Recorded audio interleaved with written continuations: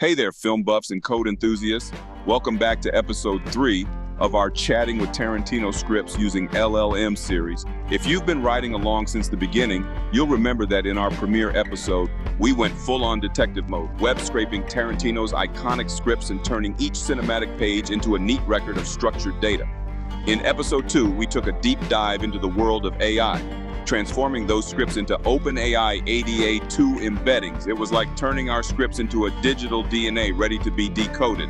Now hold on to your hats, because today we're not just talking about Tarantino's scripts, we're actually chatting with them. That's right, this episode is all about Retrieval Augmented Generation using semantic search. We're blending the magic of Tarantino's dialogue with the power of AI. And to top it off, we're giving you a slick UI to play with so you can have your very own Tarantino-esque conversations. Want to dive into the code? Check the description below. We've got it all laid out for you. Now, before we dive in, I've got a challenge for all you cinephiles out there. Drop a comment below with your most creative question you'd ask a Tarantino character. And hey, if you're feeling the vibe of this series, channel your inner Samuel L. Jackson and shout, "I'm liking this video." Then go ahead and smash that like button, share it with your crew, and don't forget to subscribe, because trust me, you won't want to miss what's coming next. Now let's break it down. At a high level, this code is like a digital librarian. You ask it a question about a Tarantino movie, and it scours through all the scripts, finds the most relevant lines, and crafts a response. It's all powered by some fancy tech called Retrieval Augmented Generation. In simple terms, instead of the AI making stuff up, it's pulling straight from the source material. It's like having a conversation with a superfan who can quote every line from every Tarantino movie. All right, let's get into the nitty-gritty. First up, we're pulling in some libraries. These are the building blocks of our code. We've got pandas, which is like our digital clipboard, keeping our data neat. Then there's OpenAI, the brain of the operation, and PIQT5, which makes everything look good. Embeddings. Think of these as unique fingerprints for every line in a movie. They turn words into numbers so the computer can understand them. It's like translating English into computer-ese, starting with the num_tokens function. Imagine you're in a library, and every time you pick up a book, there's this tiny librarian who instantly tells you how many words are in it. That's what num_tokens does. It's our digital word counter, ensuring we don't bombard our AI with more than it can handle. Think of it as a bouncer at a club, making sure things don't get too crowded. The _message function. Imagine you're on a cooking show. Before you start cooking, you lay out all your ingredients, right?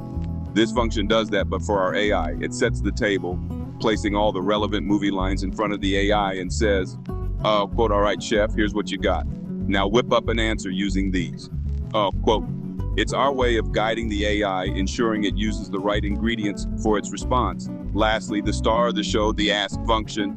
This is where the rubber meets the road. You come in with a burning question about a Tarantino movie, and this function is like a skilled bartender. It takes your question, mixes it with the movie lines, shakes it up using the power of Retrieval Augmented Generation, and serves you a crafted answer. And here's the kicker.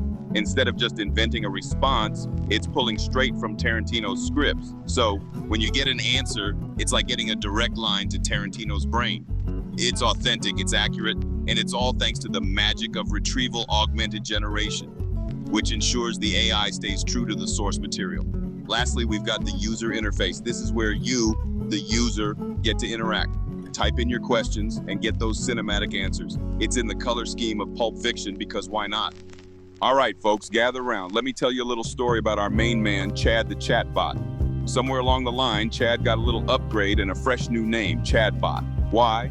Because it's snappier, that's why. Now, these are just examples, but we're going to put Chadbot to the test. We want to see if he's got that Tarantino knowledge on lock. Let's see if Chadbot can spit some fire. We'll be asking Chad questions, and he's going to give us some answers. You dig? Let's dive in. So, in Pulp Fiction, we got Vincent and Mia at Jack Rabbit Slim's, right? They're vibing, having a little chit-chat, and Vincent's all like, "Hey, did you push a guy out a window?" And Mia's all mysterious, giving him that maybe I did, maybe I didn't look. Classic Tarantino, making dinner talk sound like they're trading state secrets. Now, over in Inglourious Bastards, Hans Landa ain't your regular villain. This dude's smooth, speaks more languages than you've got fingers, and has a smile that could charm the stripes off a zebra. But then, bam, out of nowhere, he's getting swastikas carved into his forehead. Talk about a mood swing. And then there's that gold watch in Pulp Fiction. Man, that ain't just a timepiece. That's generations of Coolidge family history right there.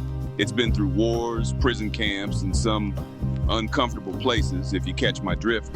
It's more than just ticking and talking. It's a symbol of everything Butch's family stood for. So, in Django Unchained, Dr. King Schultz is schooling Django on the art of bounty hunting. He's laying it out, plain and simple. You track that man, find that man, kill that man. It's like a twisted version of hide and seek, but with a cash prize at the end. And Schultz, he's the professor of this deadly game, explaining the rules, the stakes, and the rewards. He's not just talking about dead men and bounties. He's talking about freedom, partnership, and a shot at redemption. It's deep, man, real deep. All right, man, here's the deal. In Jackie Brown, the main lady, Jackie Brown herself, is a flight attendant for this airline called Cabo Air. Now, she ain't just serving drinks up in the sky. She's also smuggling some cash for this dude, Ordell Robbie.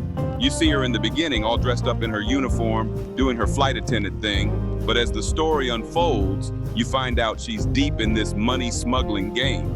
Now, if we were to use this fancy tech thing called RAG, it would be like having a super search engine combined with a storyteller. It'd pull info from a massive database like the script of Jackie Brown and then weave it into a smooth response, kind of like what I just did. Cool, right? Now here's where things get interesting. When we dive into Once Upon a Time in Hollywood, we hit a snag. Chadbot, our main man, draws a blank. No dice on Sharon Tate's portrayal. But hey, even the best of us have our off days, right? And Chadbot, he's smart. He knows when to hold them and when to fold them. If he ain't got the answer, he ain't gonna bluff. That's integrity right there. In The Hateful Eight, there's this intense moment where Major Marquis Warren goes head-to-head with General Sandy Smithers. Picture this. Major Warren strolls over to where the general's chilling, drops a bowl of stew and a spoon right next to him. They're both locked in this silent showdown, with Warren taking his sweet time, enjoying his stew. Man, you're talking about that scene where Jules Winfield, played by yours truly in Pulp Fiction, recites a chilling passage before he takes someone out. The line goes like this. The path of the righteous man is beset on all sides by the inequities of the selfish and the tyranny of evil men. He says it's from Ezekiel 25:17. It's one of those moments that gives you the chills, you know? That's some Quentin Tarantino magic right there. All right, so you're asking about Django Unchained, right? That movie is a spaghetti western. You can tell from the vibes it gives off.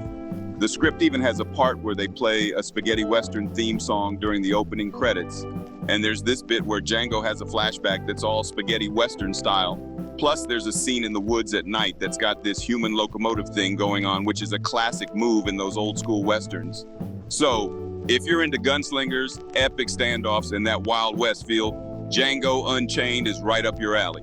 All right, folks, that's a wrap on today's episode of Chatting with the Data. But hold on to your popcorn, because this was just the opening act.